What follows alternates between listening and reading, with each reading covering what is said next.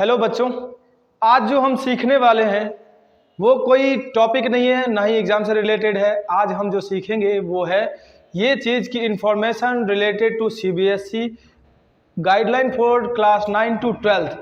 आपको पता है कि गाइडलाइन में क्या क्या सीबीएसई ने कल के कल जारी किया है, जो कि नीप 2020 के अकॉर्डिंग जारी किया गया। नीप 2020 है क्या, उसके अकॉर्डिंग जारी किया है और कहा गया है लगभग सारे स्टेट को ये रिपोर्ट भेजा जा चुका है कि किस तरह से अब स्कूल को उसको फॉलो कर रहे हैं। ये चीज़ मैं थोड़ा सा शॉर्ट में आपको बताना चाहूँगा ताकि नीप 2020 की 5 प्रमुख बातें क्या है। पहली बात ये कि जो कि आप पढ़ते आए थे, आपने पढ़ा ग्रेड सिस्टम, पहले पढ़ते थे ग्रेड या फिर परसेंटेज सिस्टम आप पढ़ते थे।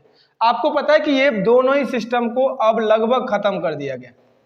पहला तो जानकारी यही मोटे मोटे तौर पे। दूसरी जानकारी ये कि इसकी जगह पे लाया क्या गया, लाया गया है क्रेडिट सिस्टम। अब क्रेडिट सिस्टम क्या होता है इसको मैं थोड़ा डिटेल में बताऊंगा, बस एक बार अगला स्टेप देख ले। पहला तो ये, दूसरा ये कि लगभग 9th 10th को एक जैसा बना दिया है, 11th 12th को एक जैसा बना दिया गया। तीसरी जानकारी एनसीईआरटी बुक को इस साल से खत्म कर दिया गया कि अब जो बुक आएगी वो न्यू पैटर्न के तौर पे आएगी। चौथी जानकारी ये कि बच्चे जो 9th 10th के हैं कम से कम उनको 10 सब्जेक्ट कंपलसरी होगा, 10 सब्जेक्ट। पांचवी जानकारी ये 11th 12th में 6 सब्जेक्ट कंपलसरी होगा, 6। 9th 10th में 10 सब्जेक्ट कंपलसरी होने का क्या मतलब है? इसका मतलब ये है कि आपको इसमें सबके सब सब्जेक्ट में पास होने पड़ेंगे। तो आपको पता है कि अगर आसपास हम अगर दिमाग घुमाए भी तो बस हमें 2-3 सब्जेक्ट में ही मिलते, math science SST 9th 10th में जनरली मिलता है। लेकिन इसमें जो चीज छिपी हुई है वो ये कि इसमें अब से 3 लैंग्वेज सब्जेक्ट पढ़ने ही पड़ेंगे आपको। 3 लैंग्वेज सब्जेक्ट, 3 लैंग्वेज में आप एक तो हिंदी राष्ट्रभाषा के तौर पे ले लो, इंग्लिश ले लो, और एक एक्स्ट्रा लैंग्वेज चाहे आपका क्षेत्रीय हो या फिर फेवरेट के तौर पे आप ले लो संस्कृत।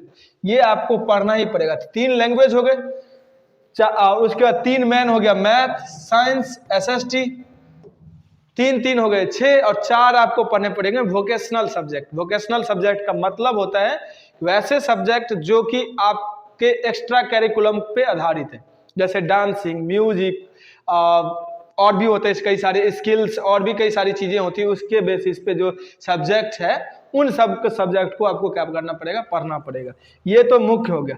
अब थोड़ा सा जानकारी मैं आपको बता दूं कि क्रेडिट सिस्टम होता क्या है। सिस्टम सीधा सीधा उस पैटर्न को हम कहते हैं जिसमें कि आप जितनी देर अपनी क्लास में बिताओगे, अपने पीरियड में बिताओगे, उसके उतने मार्क्स लगेंगे। यानी अब जो कोई बच्चा ये कहेगा कि मैं स्कूल बंक कर लूंगा तो इम्पॉसिबल है, क्योंकि वो बंक करने पर उसके मार्क्स कटेंगे। यानी अगर मैथ के लिए फिक्स कर दिया गया कि 60 क्रेडिट है पूरे साल का, जिसके लिए 60 के लिए अगर आप 20 आवर की क्लास मैथ की लेते हो तो 1 क्रेडिट मिलेगा। तो आप अगर इसमें से मिस किए तो ये 1 क्रेडिट गया, और 60 में नहीं लाने पे क्रेडिट आपको फेल कर दिया जाएगा। सिंपल सा चीज है। क्लासेस लगाओगे तो आपको क्रेडिट मिलेगा, नहीं लगाओगे तो नहीं मिलेगा। इसलिए स्कूल ने अब बच्चों को स्कूल में बांधने का पूरा प्लान कर लिया कि अब बच्चे रहेंगे तो स्कूल में ही रहेंगे, बाहर नहीं जा सकते।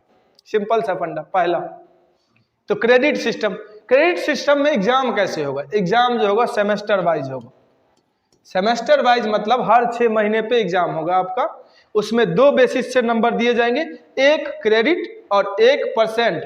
आपका एक फिजिकल एग्जाम होगा जो रिटन अभी जैसा होता है, और 1 क्रेडिट की आपने स्कूल में गया। दोनों चीजों को आप अपने डिजी लॉकर अकाउंट पे वेरीफाई कर सकते हैं हर 6 महीने के अंदर में। ये सब सारी चीजें जो होगी अपडेट होने वाली है।